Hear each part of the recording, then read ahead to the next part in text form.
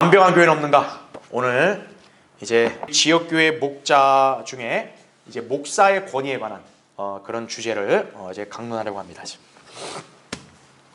자, 그럼 195페이지 보십시오.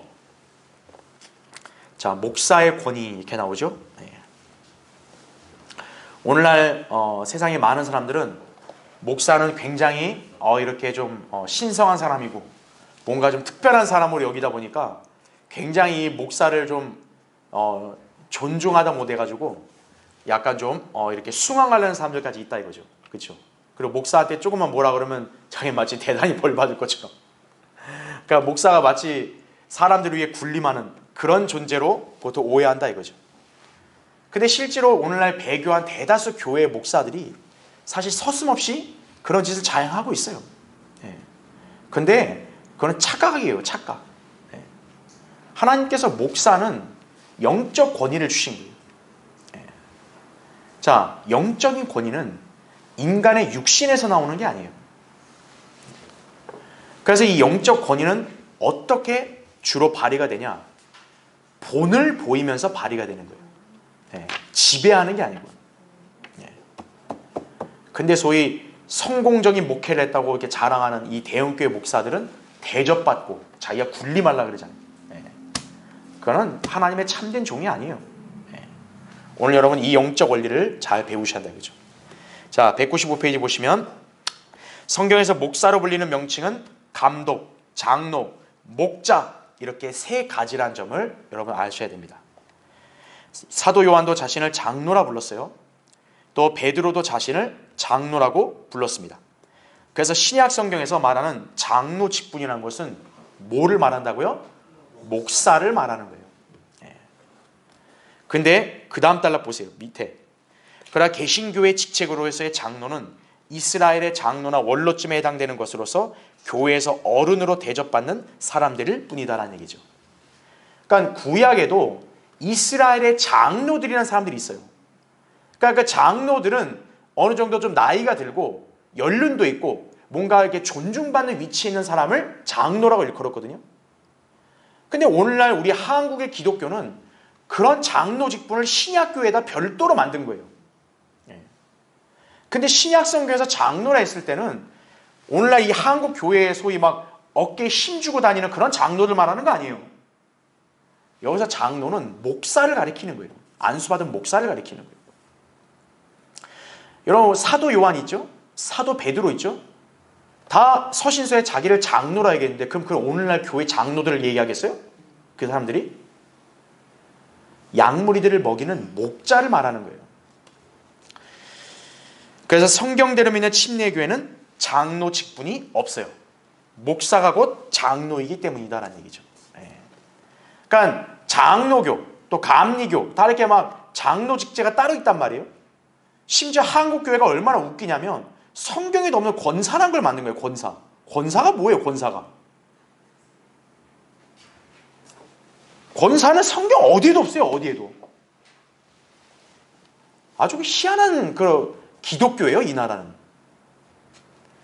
여러분 외국 사람들이 우리나라 말로 권사를 어떻게 이해하겠어요? 이 사람들은. 장로나 집사는 영어가 다 있어요. 영어 단어가. 근데 권사는 영어 단어가 뭐예요? 권사! 이러는 거예요? 외국 사람 만나서 당신 교회에서 뭐예요? 권사! 이거예요?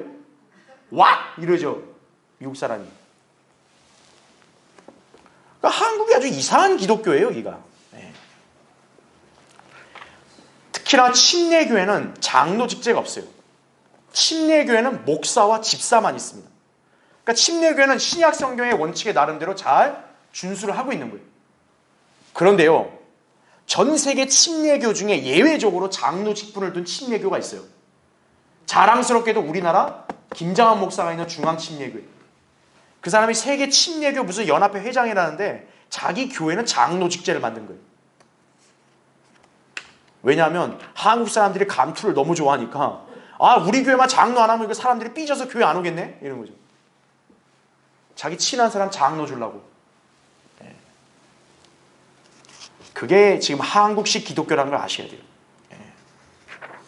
웬만한 침례교회는 장로 직제가 없어요. 왜냐하면 침례교는 목사와 장로가 동일하다고 그렇게 믿기 때문에 그런 거예요. 자, 196페이지 보세요. 목사는 사실, 자, 뭐를 말해요? 목자를 말한다 이거죠. 비록 목사라고 통용되고 있지만 어디까지나 목자의 의미 이외에 다른 뜻은 없다 이거죠. 목사는 영적 권위만을 행사하는 것이지 지배하는 지위에 있지 않다는 말이라는 얘기죠. 예. 자, 잠깐 여기 한번 보세요. 장로, 감독, 목자. 일반 개신교회는 이 직제를 별도로 만들어가지고 마치 별개의 직분이 있는 것처럼 가르치는데 그게 아니에요. 다 세 직분은 뭐예요? 신약 성경에서 똑같은 겁니다. 그러면 여기서 우리가 봐야 될 게 감독이 뭐냐죠. 여러분, 감독이라는 게 뭐예요? 이 단어 그대로의 뜻을 여러분이 생각해 보면 무언가 어느 집단을 이렇게 관리하고 감독하는 거 아니겠어요? 바로 하나님께 세우신 신약 교회에서 바로 목자는 감독의 역할을 한다는 얘기예요. 예. 그래서 목사는 기본적으로 뭐냐? 양들을 먹이는 거죠. 그래서 이걸 목자라 그러잖아요. 그렇죠. 그래서 세 개의 직분이 동일한데 왜 오늘날 이 신약교회에서는 목사라는 직분을 쓰고 있냐면 신약교회 목사의 가장 중요한 임무가 뭐예요? 양물을 먹이는 거예요. 예수님이 베드로를 부를 때도 너 나 사랑하냐? 예. 그랬더니 주님이 베드로에게 하신 명령이 뭐예요? 내 양들을 먹이라 이거예요. 세 직분이 동일하지만 우리 신약교회는 일반적으로 목자, 목사란 칭호를 쓰는 이유는 바로 양무리들을 먹이는 게 가장 중요한 일이기 때문에 그래요. 양무리들을 먹이고 하나님의 양무리들을 보살펴야 되니까 감독의 역할까지 하는 거죠. 그렇죠. 예. 그렇게 되면 뭐예요? 장로로서 회중들의 존경을 받는 거죠. 회중들에게 본이 되는 거죠. 구약의 이스라엘 장로도 뭐냐면 이스라엘 사회 재반 중요한 문제들을 가장 최종적으로 결정할 수 있는 그런 권한을 가진 사람들이에요. 왜냐하면 연륜도 있고 예. 그만큼 안목도 넓고 그러니까 신약교회는 뭡니까? 목사가 이 역할들 다 한다는 얘기죠. 그렇죠. 그러니까 하나님의 부르심을 받은 목사는 바로 주님께로부터 뭘 받아야 되냐? 지혜와 영역을 받아야 되는 거예요. 네. 그러니까 지혜와 영역이 있어야 영적인 일을 하고 성도들을 영적으로 보살피고 이렇게 세상의 악과 비진리로부터 교회를 지키고 진리를 이렇게 수호하고 성도들을 진리로 이끌 수 있는 거예요. 지혜와 영역이 없으면 어떻게 되는 거예요? 하나님의 일을 못하는 거예요. 그래서 이 지혜와 영역을 받아서 목자는 뭐냐? 영적 권위를 행사하는 것이에요. 예, 영적 권위. 그런데 만약 지혜와 영역이 없다 이거예요. 없으면은 어떤 일을 벌이냐? 육신적인 권위를 행사하는 거예요. 바로 뭐냐면 자기가 소위 머리가 돼가지고 지배하는 거예요. 예. 오늘날 이 개신교회 이 교단 뭐 총회장들, 예, 박옥수 같은 이런 사람들, 예, 다 육신적 권위로 자기들이 머리 굴림으로 다 이게 관리하는 거예요. 체계적으로, 마케팅으로 이런 식으로 육신적으로 하는 거란 얘기죠. 왜? 위로부터 지혜와 영역을 못 받으니까. 예. 그러니까 외형적으로는 운영이 잘 될지도 몰라요. 근데 그 안에서는 전혀 어떤 영적인 그런 일들이나 열매는 없는 거예요. 그걸 여러분이 잘 구분하셔야 한다 이거죠. 그러니까 오늘날 한국 기독교계의 가장 큰 문제가 뭐냐면 부르심을 받지 않은 사람들이 목사를 하니까 육신적인 권위를 행사하는 거예요. 예. 그게 가장 큰 문제라는 점이죠. 그러니까 여러분이 알아야 될 게 목사는 하나님의 부르심을 받으면 지혜와 영역을 얻으면 영적 권위를 행사하는 거예요. 그럼 이 영적 권위는 뭐냐? 자, 육신적인 권위는 지배를 하는 거예요. 지배. 내가 성직자다 이거죠. 니들은 평신도다 이거예요. 이런 식으로 지배를 하는 거예요. 근데 영적 권위를 가진 목자는 뭐냐? 섬김으로 본을 보이는 거예요. 섬김으로 본을 보여서 하는 거죠. 자, 예수님도 어땠어요? 예수님도 우리에게 본을 보이잖아요. 내가 너에게 본을 보인 것 같이 너희도 이렇게 행하라. 이런 식으로 말씀하잖아요. 목자가 그렇게 해야 된다 이거죠. 그러니까 영적 권위를 가지면 성도들은 거기에 순종한다. 그러면 그 본을 따르는 거예요. 그게 신앙생활이라는 거죠. 신앙생활. 근데 이게 안 하고 이렇게 하면 기독교 생활하는 거예요. 기독교 생활. 그걸 여러분이 이해하셔야 돼요. 자, 196페이지 보시면 그 메뉴의 두 번째 단락. 목사에 관해서는 여러 가지 구비 조건들이 열거되어 있지만 가장 중요한 것 바로 거기 나오죠. 뭡니까? 성경을 잘 가르치는 능력이 있어야 한다는 점이다. 그러니까 성경을 잘 가르칠 줄 모른다. 설교를 못한다. 이 사람은 목사 아니에요. 그러니까 자기가 자칭 목사하는 거예요, 그냥. 그러니까 그런 사람은 굉장히 힘들어요. 교회에서 뭐 일하기가. 자, 여러분 거기 디모데전서 3장 펴져 있으면은 거기 1절부터 볼게요. 자, 디모데전서 3장은 바울이 디모데에게 이렇게 보낸 목회 서신이에요. 그러니까 바울이 디모데를 에베소 교회 목사로 세웠잖아요. 그래서 3장은 목사와 집사 자격 조건을 말씀하고 있어요. 그러니까 우린 이것만 봐도 알 수 있는 게 신약 교회는 직분이 딱 뭐예요? 두 가지예요. 목사와 집사인 거예요.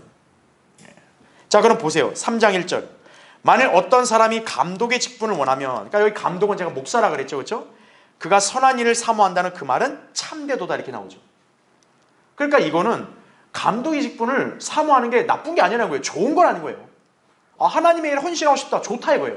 그런데 여기에는 여러 가지 자격 요건들이 있다는 거예요. 2절 보세요. 그러므로 감독은 가장 먼저 뭐 해야 돼요? 비난받을 일이 없어야 돼요. 무슨 도덕적인 범죄를 저질렀단지, 그렇죠? 막 위법을 했단지, 불법을 했단지, 그럼 이미 탈락이에요, 그 사람은. 비난받을 일이 없어야 돼요. 그 다음에 보세요. 한 아내의 뭡니까? 남편이어야 하며 이거죠. 그러니까 총각은 목사가 될 수 없는 거예요. 왜냐? 가정을 다스릴 수 있는 가장으로서 역할을 한 사람이 목사를 할 수 있는 거지, 가장도 안 해본 사람이 목사를 할 수는 없다는 거죠. 그 다음 보세요. 한 아내의 남편이어야 하며 절제하고 신중하며 예의 바르고 대접하기에 힘쓰며, 그 다음 뭐가 나와요? 가르치기를 잘해야 돼요. 가르치는 걸 잘해야 돼요. 가르치는 거 못하고 어설픈 사람이 이렇게 목사하게 되면 어떻게 돼요? 회중들이 답답한 거죠. 3절. 술을 즐기지 아니하며 구타하지 아니하고 더러운 이익을 탐내지 아니하며, 이게 중요합니다. 더러운 이익을. 그러니까 한국의 대다수 목사는 여기서 탈락이에요, 벌써.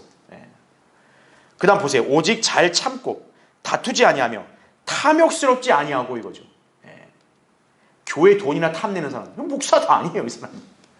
그 다음 4절 보세요. 바로 이거예요.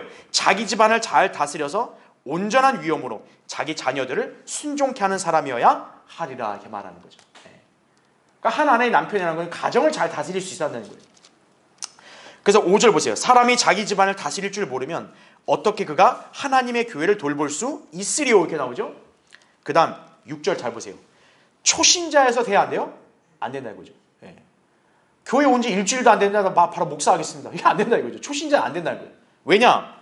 이는 그가 교만으로 높아져 마귀의 정죄함으로 빠질감이라 이거죠. 왜냐하면 성숙한 사람이 잘 익어야 겸손한 거죠. 설익은 사람 어때요? 자기가 제일 잘난 줄 알죠. 그러니까 초신자가 하게 되면 교만으로 높아지는 거예요. 그 다음 7절 보세요. 외부 사람들로부터도 어떻게 해야 돼요? 좋은 평판을 받아야 할지니 이는 그가 비방과 마귀의 올무에 빠지지 않게 하려는 것이라 이렇게 말씀합니다. 이게 목사의 자격 조건이에요. 그러니까 우리 성경드림의 교회 목사는 이 자격 요건에 구비될 때 이제 안수를 하고 이제 목사의 직분을 인정하는 것이. 자, 그래서 아까 그 읽었던 책 196페이지 보세요. 두 번째 단락에 다른 대외적인 자질을 갖추고 있으면서도 성경을 잘 가르치지 못하면 목사를 할 수 없다 이거죠. 성경을 잘 모르는 사람이 설교를 잘할 수 없다는 것은 수영을 할 줄 모르면 수영 선수가 되지 못하는 것과 같다는 얘기죠. 근데 오늘날 대다수 교회는 뭡니까? 신학대학 나왔네, 좀 시간 지났네, 바로 안수, 넌 목사야, 이렇게 돼버리죠. 그러니까 취직터가 돼버린 거죠. 그건 자기들이 임명한 거지 하나님께서 임명한 게 아니라는 거예요. 자, 그래서 그 밑에 단락에도 대부분의 교회들은 신학교를 졸업하면 강도사 시험을 치르죠. 혹은 그에 준하는 몇몇 과정들을 거쳐서 안수하여 목사가 되게 하죠. 그 목사란 명칭은 죽을 때까지 그에게 붙어있는 거예요. 심지어는 그가 나중에 교회를 떠나서 목회를 안 하는데도 자기가 목사라고 막 덩그러니 그냥 명함 만들고 다녀요. 아니에요. 목사가 유효하려면 양무리들을 먹이는 거예요.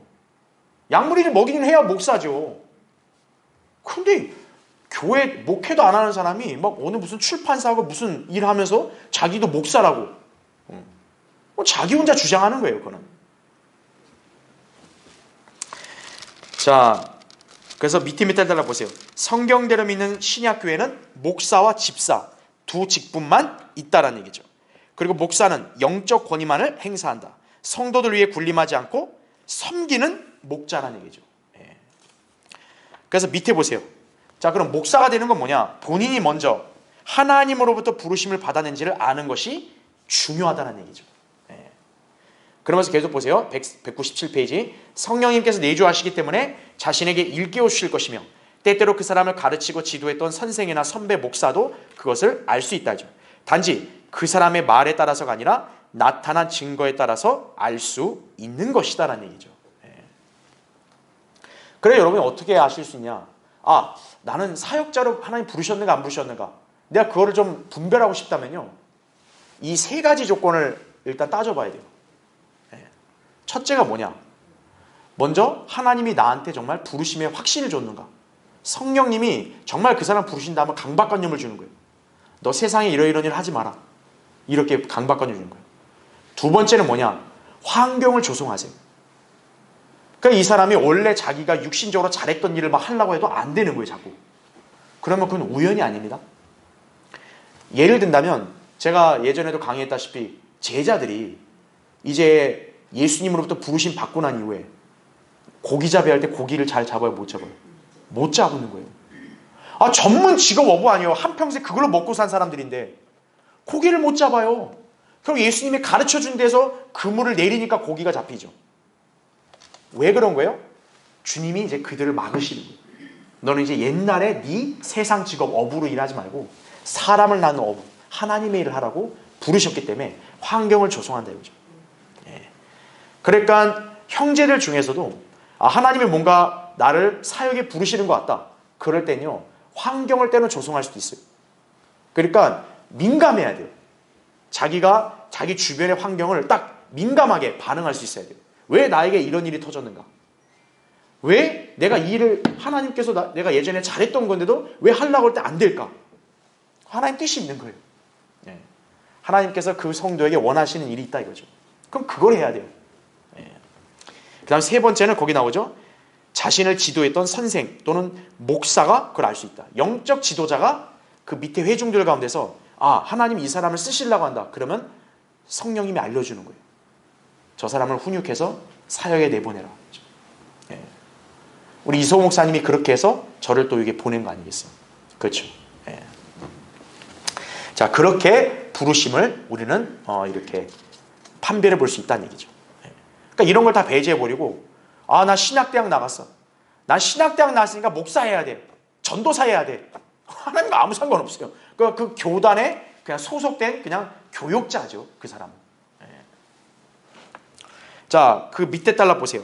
다음으로 신학을 공부한 그 사람이 설교도 잘하고 성경도 잘 가르치면 교회는 그 사람에게 교회를 대신해서 복음을 전할 수 있다는 인증서를 발급한다 이거죠. 인증서를 받은 사람은 기회가 되는 대로 어디서든지 설교하고 성경을 가르칠 수 있다 이거죠. 길거리에서 학교에서 감옥에서 선교단체에서 교회에서 기회가 닿는 대로 그는 어디서든지 설교한다 이거죠. 인증서를 받은 사람은 하나님의 인도하심이 있으면 지역교회도 설립할 수 있다 이거죠. 지역교회를 세운 후 계속해서 하나님께 쓰임받는 증거가 드러나게 되면 자세히 살펴본 후 안수를 줄 수 있다 이거죠. 이것이 신약교회가 주는 안수다라는 얘기죠. 그러니까 우리나라 한국 기독교계는 얼마나 이게 다른지를 보세요. 그러니까 여러분 중에는 가끔 궁금하신 분이 있을 거예요. 아니 성경 침례교회는 도대체 어떻게 목회자가 나오냐 이거예요. 지금 여기 목사님이 딱 정리해 놓으신 거예요. 자, 제가 얘기했죠. 하나님께서 지상의 사역의 권위는 지역교회에 줬다고 그랬죠. 그래서 지역교회에서 나와야 돼요. 일꾼이. 그러면 지역교회에서 이제 목자가 어떻게 보면 책임자 아니겠어요? 목자가 볼 때 하나님께서 어떤 성도에게 뭔가 특별한 은사와 지혜를 주는 게 보여요. 그리고 이 사람이 자기가 이제 헌신해가지고 나는 사역을 하고 싶다는 열망을 가져요. 그러면 일단 어떻게 하냐? 오케이 됐어, 넌 바로 목사야. 이게 아니고 그러면 자네가 한번 하나님의 일에 한번 이렇게 헌신해보고 한번 이렇게 일을 한번 전념해보게. 그래서 어떻게 하냐면 그 지역교회가 인증서 비슷하게 이렇게 인증을 해주는 거예요. 그러니까 당신은 우리 교회가 지금 파송한 설교자다 이거죠. 그러니까 당신은 하나님의 부르심이 있다면 분명 어디서든 설교하고 상담하고 가르칠 수 있는 기회가 주어질 거다 이거죠. 그래서 그렇게 인증서를 받은 사람은 자기가 이제 어느 지역을 선정할 수 있어요. 뭐 예를 들어 내가 강릉을 하고 싶다. 아니면 내가 뭐 저기 대전을 하고 싶다. 아니면 나는 울산을 하고 싶다. 뭐 이런 식으로 난 목포를 하고 싶다. 뭔가 하나님께서 그 사람의 마음에 뭔가 이렇게 부담을 줄 거 아니겠어요. 아, 저 지역사회 사람들에게 복음을 전하고 싶다. 저기 사람들은 하나님 말씀 가르치고 싶다. 그래서 그 사람이 만약 하나님 인도하시면 가겠죠. 그럼 그 지역 가서 그 사람이 거리에서 설교하든 또 병원이나 뭐 어디 감옥에 가서 설교하든 뭐 어느 직장 뭐 사업체에 가서 하든 할 거 아니겠어요. 그럼 어떻게 되냐? 하나님이 이제 열매를 주시는 거죠. 네. 그럼 열매가 생기면 어떻게 되겠어요? 예를 들어 뭐 두세 명 있으면 두세 명 뭐 가르치고 또 사람이 더해지면 하나의 작은 교회가 되겠죠. 모임이. 그렇게 사역 시작하는 거예요. 그러면 어떻게 하냐? 이제 이 설교자를 파송한 그 본 교회는 교회 세웠어? 일로 와. 바로 안수 받자. 이게 아니고 증거를 보는 거예요. 왜냐하면 거기 디모데전서도 여러분 보시면 아시겠지만 바울이 디모데한테도 경솔히 안수하지 말라 그랬어요. 아무에도 경솔히 안수하지 말라. 그러니까 증거를 면밀하고 냉철하게 살펴보는 거예요. 일단 시작은 좋은데 이 사람이 정말 하나님의 최종적인 승인을 받고 목사를 할 수 있는지를 지켜보는 거예요. 왜 그러냐면 처음에 시작이 좋다가도 이 사람이 어떤 시험에 빠지거나 뭔가 이렇게 실족하는 일이 벌어질 수도 있거든요. 그래서 우리는 섣불리 안수를 주는 게 아니에요. 일단 그 사람의 사역을 신실하게 하면 하나님께서 그 사람을 쓰신다는 증거를 하나님이 보여주세요. 뭐 구령의 열매라든지 아니면 막 설교를 정말 잘해요. 회중들을 정말 감화시키고 이렇게 각성시키고 그런 열매가 있을 거라고. 그럼 이제 본 교회나 목회자가 그걸 보고 나면 어떤 거예요? 아, 이 사람은 하나님이 정말 부르셨구나. 목사를 부르셨구나. 이제 그렇게 해서 이제 어떻게 하냐? 안수를 주는 거예요. 그래서. 근데 우리 한국의 성경대리미 교회는 특징이 있어요. 그럼 안수를 준다 했을 때 바로 야 무릎 꿇어. 야 안수 받자 이게 아니고 우리는 20가지의 질문을 합니다. 그러니까 이제 안수식을 하잖아요. 그러면은 여러 회중들이 올 거 아니겠어요. 그 회중들 앞에서 이 사람이 여기 서가지고 이제 20가지의 질문을 받아요. 그 20가지 질문 안에는 예를 들어 뭐 전천년주의적인 관점이라든지 또 성경의 교리라든지 사역의 정의라든지 교회가 뭐고 여러 가지를 물어보는 거예요. 그러니까 우리는 정말 꼼꼼하고 냉철하게 보는 거예요. 왜냐하면 이렇게 우리가 사람 숫자 같은 거는 이게 어떻게 보면 약간 순간의 눈속임도 있을 수 있는 거거든요. 그러니까 숫자만 모였다고 무조건 이 사람 하나님 쓰신다 이렇게 볼 수 없고 정말 이 사람이 성경적 교리와 지식을 딱 갖고 있는 사람인가? 이 사람의 믿음과 신앙의 자세가 제대로 되어 있는지를 다시 한번 최종적으로 선별하는 거죠. 그래서 20가지 질문하는 거예요. 거기에 답변을 해서 이제 목사 안수를 주는 거란 얘기죠. 우리 성경대리미 교회는 그렇게 하고 있어요. 한국의 성경대리미 교회는. 그만큼 되게 엄선하게 선별한다는 얘기죠. 그러니까 여러분 이제 그렇게 이해하시면 되는 거예요. 그러니까 오늘날 한국 기독교가 아는 것처럼 무슨 신학대학 졸업했으니까 바로 목사, 마치 무슨 취직터 이게 아니라는 거예요. 제가 여러분한테 얘기했죠. 신학대학에서 공부한다. 그냥 나 신학을 공부하는 거예요. 하나님 말씀을 공부하라고 명령하셨으니까 난 좀 더 성경을 제대로 공부하겠다. 그렇게 해서 공부하는 거예요. 그 이상 그 이하 없어요. 그걸 우리가 잘 알아야 된다 이거죠. 그렇죠? 그래서 자 197페이지 맨 밑에 달라. 자 이제 목사에 대해서 알았죠, 그렇죠? 자 그다음 집사는 그럼 어떻게 선임하는가 이거예요. 여러분 한국 기독교는 어때요? 교회만 나와서 헌금만 좀 내면 다 집사 주잖아요. 너도 나도. 그러니까 너도 나도 다 집사야 그냥. 심지어는 여자 집사도 있는 거예요. 여기 목사도 아까 자격 조건이 뭐였어요? 한 아내의 남편이어야 된다 이거예요. 남편. 근데 여자가 목사를 해요. 그러니까 성경에 맞아요 안 맞아요? 안 맞는 거죠. 아니 한 아내의 남편이어야 된다 그랬잖아요. 여자 목사 뭐 여자 장로 막 이런 거 하고. 그러면 그 사람은 무슨 남편이에요? 그 동성이에요? 뭐 레즈비언이에요? 전혀 성경에 안 맞는 짓을 하고 있는 거예요. 그럼 잘 보세요. 거기 여러분 디모데전서 3장 8절 보세요. 여러분 집사도 그냥 아무나 되는 것인가? 아니에요. 성경적 기준은요 굉장히 까다로워요. 보세요. 8절 이와 같이 집사들도 신중하고 일구이원하지 아니하며 술에 임박이지 아니하고 더러운 이익을 탐내지 아니하며 이거죠. 여러분 오늘 한국교회 집사들 중에 술 잘 먹는 인간들 얼마나 많아요. 네. 술에 임박이지 아니하고 더러운 이익을 탐내지 아니하며 그 다음 9절 보세요. 순수한 양심 안에 뭐가 있어야 돼요? 믿음의 신비를 가진 사람이 하느니라 이거죠. 그래서 10절 보세요. 이런 사람들을 먼저 어떻게 해야 돼요? 관찰해 보고 그 후에 뭐가 없으면요? 비난받을 것이 없으면 집사의 직분을 수행하게 할지니라 이거죠. 그러니까 비난받을 짓을 했다 이거. 그럼 그 사람 집사 못 되는 거예요. 근데 보세요. 이 집사의 조건이 왜 까다롭냐면 집사 한 사람만 잘나서 되는 게 아니에요. 거기 11절 보세요. 그들의 누구요? 아내들도 이와 같이 신중하고 중상하지 아니하며 절제하고 모든 일에 신실해야 하리라 이거예요. 자, 아까 우리 읽었던 목사 있죠. 위에 목사에는 목사의 아내에 대한 자격 조건이 있어 없어요? 없어요. 그냥 목사에게는 한 아내의 남편이기만 하면 되고 목사의 아내가 어때야 된다 이런 말은 없어요. 근데 집사는 뭐예요? 아내도 신실해야 돼요. 그러니까 아내가 시원찮다 이거예요. 그럼 그 사람 집사 못하는 거예요. 그게 우리 성경대명교의 특징이다 이거죠. 그럼 보세요. 거기 12절. 집사들은 한 아내 역시 뭐예요? 남편으로서. 그러니까 여자 집사라는 게 있어요? 없어요? 없어요. 성경에는. 왜 자꾸 이게 동성애 레즈비언 자꾸 이렇게 그냥 남편 행세하냐고 여자 집사들. 그죠? 자신의 자녀와 집안을 잘 다스려야 할지니라 이거죠. 남편 중에서도 자기 집안을 못 다스리는 사람이 있다 이거예요. 그럼 그 사람 집사 못하는 거예요. 13절 집사의 직분을 잘 섬긴 사람들은 자신들을 위하여 좋은 지위를 얻고 또 그리스도 예수 안에 있는 믿음 안에서 큰 담력을 얻느니라 이거죠. 자, 목사는 하나님의 말씀과 기도로서 회중들을 섬기죠. 집사는 뭐냐? 교회 살림으로 성도들을 섬기는 거예요. 봉사하는 거예요. 집사는 무슨 견장이 아니에요. 야, 나 집사야. 이게 아니라는 거죠. 집사는 뜻이 무슨 뜻이냐? 먼지 속을 달린다 이 뜻이에요. 그러니까 집사가 대접받으려고 앉아있는 게 아니라 막 달려가면서 이렇게 섬기는 사람이 집사라는 거예요. 근데 오늘 한국교회는 어떤 거예요? 뭐 이렇게 정체불명의 너도 나도 다 집사예요. 그냥 너도 나도. 그래서 우리 교회가 성경대로 한다는 거예요. 여기는 안 나왔지만 여러분 사도행전 2장에 예루살렘의 교회가 세워졌잖아요. 베드로가 설교에 3,000명 들어와가지고 그렇죠?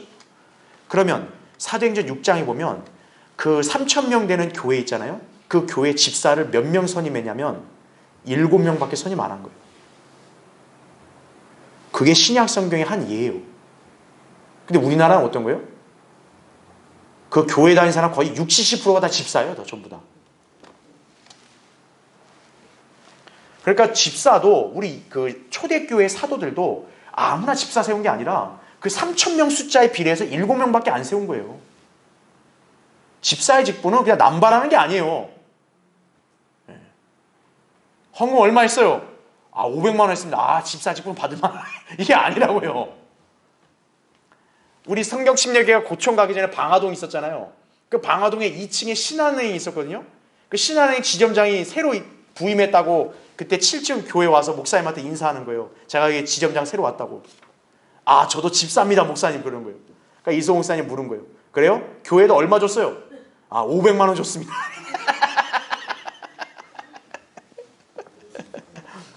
아유 500만 원 값어치가 있냐 집사가. 그렇죠? 그게 뭐예요 교회들이? 예? 아유. 그러니까 여러분 그걸 잘 기억하셔야 돼요. 그래서 우리 고촌의 성경침례교회는 그 교회는 전통적으로 100명당 집사 1명을 둬요. 그러니까 그건 그 교회 전통이에요. 그러니까 여기서도 집사를 몇 명 두라는 규정은 없어요. 그러니까 그건 그 지역교회 자체적으로 목자가 판단해서 하면 되는 거예요. 뭐 만약에 예를 들어 우리 교회가 좀 인원이 많아진다. 그럼 집사가 필요하죠. 그럼 집사를 세우는 거죠 우리가. 근데 막 집사를 남발 안 한다 이거죠. 아무나 뭐 다 집사라 이렇게 아니라는 거죠. 자, 그렇게 여러분이 이해하시면 됩니다. 자, 198페이지. 그래서 맨 위에 달라 보시면 집사는 글자 그대로 목사에 협력하여 교회 제반 업무를 맡아보는 일꾼이다 이거죠.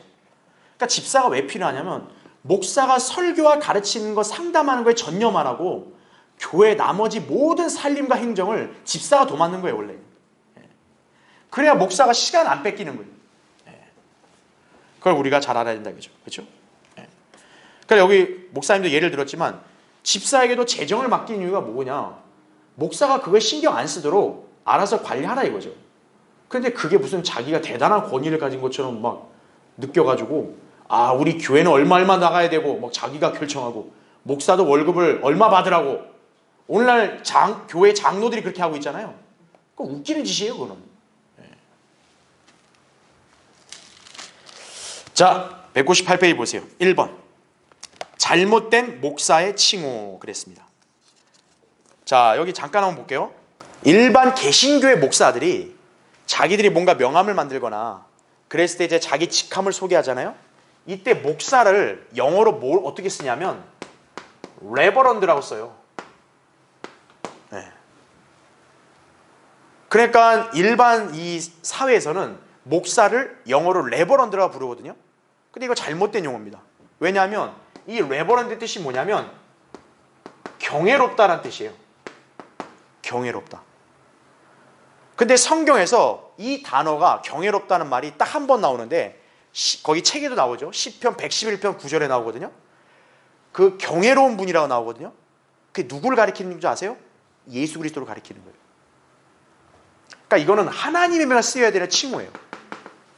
근데 카톨릭의 그런 성직자 평신도 이런 니콜라파의 그 독소에 오염된 목사들이 자기들이 무슨 대단히 특별한 존재인 줄 알고 목사를 레버런드로 쓰는 거예요. 그러니까 이건 신성 모독이에요 사실은. 그래서 레버런드란 말은 틀린 거예요. 그래서 우리는 영어로 뭐냐, 목사는 영어로 pastoral 이렇게 쓰는 거예요. 패스터가 바로 목자란 거예요. 목자. 양들을 먹이는 목자다. 그래서 우리가 성경적으로 목사를 칭할 때는 패스터라고 하는 게 맞는 거예요. 그러니까 여러분들도 가끔 이제 나중에 혹시나 어떤 목사들이 레버런드라고 막 명함 들고 다니는 걸 이렇게 보면은 아이고 이렇게 무식하구나 이렇게 보시면 되는 거예요. 자기가 무슨 예수 그리스도야? 신성 모독죄를 저지른 거예요. 목사한테 레버런드라는 칭호를 쓰면 안 돼요. 성경적으로 이거는 시편에서 예수 그리스도 주님을 지칭하는 용어예요. 레버런드는. 목사는 성경에서 영어로 패스톨, 말 그대로 양무리들을 먹이는 목자다. 그걸 우리가 잘 기억해야 돼요. 그렇죠? 일반 사람들이나 또 기독교계나 심지어 목사들도 자신들이 뭔가 대단히 특별한 존재라고 착각을 하는 거예요. 목자는 하나님께서 성도들에게 하나님의 말씀의 꼴을 먹이라는 그 임무를 맡은 거지, 하나님께서 그 사람을 무슨 굉장히 우월감 있게 무슨 지위를 격상시키고 이게 아니라는 거예요. 목자 이외에는 아무것도 아니다 이거예요. 그걸 우리가 기억해야 된다 이거죠. 그렇죠? 그래서 거기 199페이지 맨 밑에 단락에 그 목사님이 한 예를 든 게 뭐냐, 목사를 하다가 사정에서 강단에서 물러났으면 목사란 직함을 붙이면 안 되죠. 근데 거기 나온 대로 우리나라에 선교단체도 목사가 있고 교사들 중에도 목사가 있고 책장사, 물장사, 비누장사, 기도원지기, 사회단체장, 기자, 가수 이런 사람 다 목사라는 직함을 쓰는 거예요. 안 되죠. 자기가 양들을 먹이지 않는데 무슨 목사예요. 그렇죠? 자, 다음 페이지 200페이지. 자, 맨 위에 그 두 번째 달러 보세요. 장로와 집사의 경우도 마찬가지다. 교회 장로나 집사는 어느 특정 교회 장로나 집사일 뿐이지 세상 사람들에 의해 호칭되거나 세상에서 불려지는 호칭이 아니다 이거죠. 장로가 무엇하는 사람인지 집사가 무엇하는 사람인지도 모르는 세상 사람들에게 마치 회사의 부장이나 과장과 같은 직함처럼 자신이 장로나 집사임을 소개하고 호칭하도록 하는 것은 아주 부끄러운 일이라는 거죠. 특히 우리나라 이 대형 교회들은요, 장로가 무슨 대단한 벼슬인 줄 아는 거예요. 하긴 이제 그 사람들은 어깨에 힘주고 다녀야 돼요. 왜? 그 장로 받으려고 돈 엄청 냈으니까 교회에다가.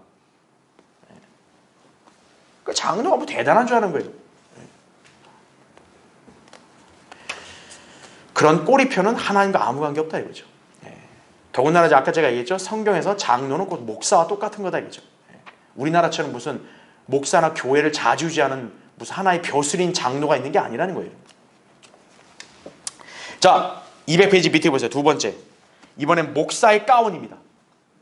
그러니까 영적으로 무지한 사람들은 이렇게 일반 교회들은 목사가 딱 가운 입어야 진정한 목사고, 그냥 저처럼 이렇게 그냥 정장 입고 오면 아유 저 교회는 뭔가 좀 시원치 않다 뭐 이렇게 생각한다고요. 네. 왜냐하면 가운을 입으면 마치 성스러운고 뭐 거룩한 것처럼 그렇게 사람들에게 비춰지니까. 근데 잘 보세요 여러분. 유대인 서기관들이 자 어떻게 돼요? 긴 옷을 즐겨 입었다 이죠. 자기들을 다른 사람들과 구별지으려는 의도였다 이거죠. 그래서 예수님은 이들을 조심하라 경고하신 거예요. 자, 예수님은 서기관들 바리새인들을 위선자라고 막 독사들의 세대라고 이렇게 흰난하셨죠. 근데 예수님이 그들의 특징을 뭐라고 이렇게 정의했냐면 긴 옷을 입는 걸 좋아한대요. 긴 옷. 그러니까 오늘날 가운을 얘기하는 거예요. 자, 그 밑에 보세요. 이 긴 옷을 입는 습관은 로마 가톨릭 교회 성직자들에게로 이어졌다는 얘기죠. 네. 여러분 그래서 로마 가톨릭의 사제들 보면 다 검은 가운 입잖아요. 이렇게. 그렇죠. 이들을 한술 더 떠서 머리에 유대인들처럼 빵떡 모자까지 쓰고 다니는 거예요. 이렇게 교황 막 빵떡 모자 쓰고 다니잖아요. 예. 이 긴 옷은 제독교회에 전수되어서 많은 목사들이 주일날이나 교회 행사 시에 입고 등장한다는 거죠. 그래서 201페이지 보세요. 왜 이들은 예수님이 싫어하는 검은 가운을 교회 행사 때만 입고 있을까? 이왕 자기를 드러내고 싶으면 유대인 서기관들처럼 가운 입고 시장을 다니면 더 잘 어울리지 않을까 하는 생각이 든다 이거죠. 왜 교회 강단에서만 가운 입냐 이거예요. 차라리 그냥 거리도 활보하면서 가운 입으면서 아우 나 목사라고 이렇게 이러고 다니지. 그러니까 여러분 그걸 잘 아셔야 돼요. 밑에 보세요. 신약교회 목사는 구약의 서기관들을 흉내내는 하등의 이유가 없으며 성직자 제도인 니콜라파로 목사 자신과 회중을 구분하는 것은 예수님께서 싫어하시는 일이다 이거죠. 계시록 2장 6절에 보면 니콜라파를 미워한다 그랬어요. 자, 가운 입는 자들은 어떤 자들인가요? 성직자로 자신의 입지를 굳히려는 자들이다 이거죠. 성직자 평신도란 계급은 따로 없습니다. 왜요? 신약 성경에서 구원받은 그리스도인들 모두가 영적인 제사장들이기 때문에 그래요. 구약에는 제사장이 따로 있었어요. 그러니까 백성들이 하나님께 나아가려면 반드시 그 제사장을 통해 나아가야 돼요. 구약은. 근데 신약은 아니에요. 모든 사람이 다 성도들이 제사장이라고요. 그러니까 모든 성도들이 하나님께 직접 기도로 나아갈 수가 있는 거예요. 목사를 거쳐가는 게 아니고. 근데 이런 독소가 지금 한국 기독교를 완전히 오염시킨 거예요. 그러니까 자기는 기도 안 하고 마치 목사님의 권위를 해. 제가 넘보면 안 되니까 목사님이 기도하시고 나는 기도 안 해도 된다. 그거 아니에요. 자기가 직접 기도하는 거예요. 하나님 앞에 나아가면. 하나님이 얘 기름아 이게 목사도 안 거치고 이게 버리장 버릴게. 하나님 그런 분 아니시라고요. 우리 그리스도인들 모두가 영적인 제사장들이에요.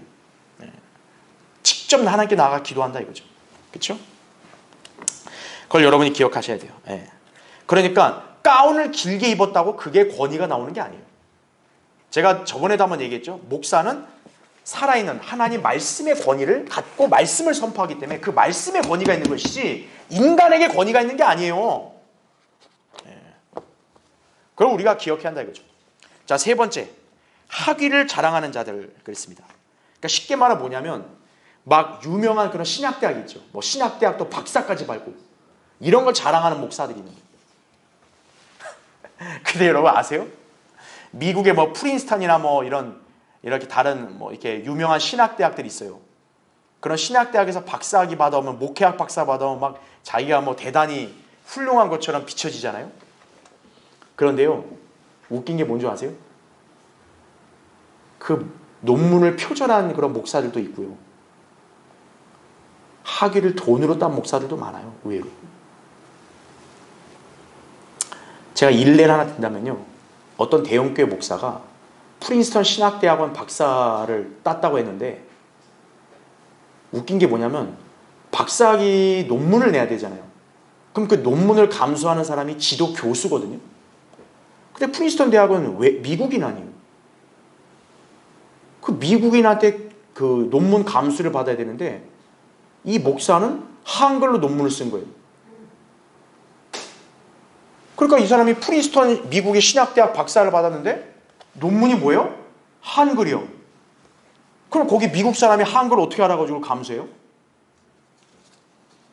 그냥 형식적으로 낸 척한 거예요. 내고 야 그냥 빨리 학위나 줘. 이렇게 된 거예요. 그게 현실이라는 거 아셔야 돼요. 그러니까 학위 자랑하는 건 쓸데없는 짓이다. 이게 쓸데없는 짓. 그러니까 여러분 이거는 이제 책에 있는 내용을 여러분 다 읽어보시면 됩니다. 자, 네 번째 보겠습니다. 이번에는 여자 목사. 이것도 굉장히 한국 사회에 뜨겁죠, 그렇죠? 밑에 보세요. 203페이지. 개신교에서 여자 집사를 두는 것은 보편화되어 있고 몇몇 교단에서는 여자 장로와 여자 목사를 두기도 한다이죠. 특히 최근에는 여성 안수를 허용치 않았던 교단들 중에서도 여성 안수를 인정해서 여자 목사들이 더 많아지는 추세다는 얘기죠. 왜냐하면 세상 풍조가 이제 여성 인권 신장을 막 강조하잖아요. 그러니까 교회들이 그런 세상 풍조에 따라가지 않으면 교회들이 마치 소외되는 느낌을 받으니까 안 되겠다, 우리 따라가야겠다. 그러니까 앞으로 이제 여자들도 어떻게 해야 돼요? 존중해줘야 돼요. 그러니까 여자 목사, 여자 집사 이렇게 하는 거예요. 근데 제가 아까 읽었죠? 아까 나온 조건이 뭐예요? 목사의 자격 요건. 한 아내의 남편이 되는 거죠. 중요한 표현, 한 아내라 그랬죠. 그러니까 그 목사는 아내가 몇 명 있어야 돼요? 한 명. 그러니까 이게 여러분 오해하지 말아야 될 게 이 사람이 나중에 아내가 뭐 예를 들어 사별할 수도 있고 그렇잖아요. 그래서 재혼할 수 있잖아요. 그거 상관없는 거예요. 아내는 한 명이면 되는 거예요. 그러니까 이거는 결혼을 한 번만 해야 된다 이 말이 아니에요. 제가 얘기했잖아요. 성경적인 결혼은 뭡니까? 남자와 여자가 한 몸이 되는 거예요. 그러니까 여기서 한 아내의 남편이라는 말이 뭐냐면 두 집 살림 하는 사람 목사 될 수 없다는 거죠. 그러니까 첩살이하고 막 바람 피고 있는 사람. 그래서 목사하면 안 되죠. 그러니까 한 아내의 남편 이게 자격 조건이다 그죠. 근데 여자 목사가 돼요, 안 돼요? 안 된다는 거죠. 그래서 여러분 204페이지 보세요. 그 위에 두 번째 단락. 만약 여자가 감독의 일을 맡아도 된다면 하나님께서는 감독은 한 남편의 아내도 될 수 있다. 이렇게 기록하셨겠죠. 그렇죠? 하나님의 교회라면 성경대로 실행해야 하지 않겠는가 이거예요. 이를 뒷받침할 성경적 근거가 거의 고린도서 14장 34, 35절에 나온 거예요. 잘 보세요. 너희 여자들을 교회 안에서 어떻게 해요? 조용히 하게 하라 이거예요. 사실 이 문맥이 뭐냐 방언 관련된 문맥을 하면서 얘기한 거거든요. 그러니까 당시 고린도 교회는 여자들이 방언한다 치고 교회에서 되게 시끄럽게 떠든 거예요. 그러니까 바울이 여기서 딱 정한 거예요. 여자들 교회 안에 조용히 해라 이거예요. 보세요. 그들이 말하는 것이 어때요? 허락되지 아니하였으니 율법에서도 말한 것과 같이 다만 어떻게 해라? 복종할지니라 그죠. 그러나 만약 그들이 무엇을 배우고 싶어하면 집에서 자기 남편들에게 어떻게 해요? 물을지니라 죠. 이는 여자들이 교회 안에서 말하는 것은 어때요? 수치민이라 이거죠. 이놈의 바울은 참 너무하네. 감히 여자를 이렇게 무시해? 그러니까 오늘날 교회들이 이 성경을 무시하잖아요. 아니요, 이게 신약 성경 우리 교리예요. 그러니까 여기에 문맥은 1차적으로 방언 관련된 얘기를 하면서 얘기하는 거예요. 특히 당시에는 막 여자들이 막 방언한다 막 시끄럽게 떠들어야 되니까 조용히 하라 이거예요. 조용히 하라. 그러니까 마찬가지예요. 여자들은 설교할 수 있는 그런 권위를 하나님 주신 적이 없어요. 그러니까 여자들이 여기 나온 대로 조용히 하라 했기 때문에 그래서 여자들은 설교나 그런 교회를 대표하는 그런 공개적인 어떤 그런 기도나 이런 건 이제 성령되는 교회는 안 시키는 거죠. 왜? 성경에 나오니까.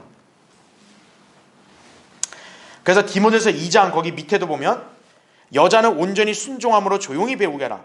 나는 여자가 가르치는 것이나 남자에게 권위를 행사하는 것을 허락지 아니하노니 다만 조용할지니라 이렇게 말씀하는 거예요.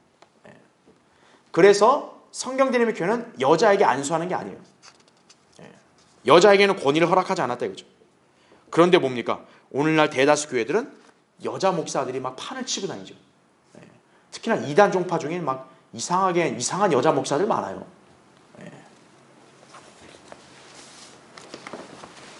여러분도 뭐 아는 사람 왠지 모르겠지만 그 어떤 이단 종파 여자 목사는 이렇게 자기 밑에 뭐 부목사나 남자 전도사 있잖아요. 막 정갱이를 까고 그래요. 막 이렇게 말 안 듣는다고.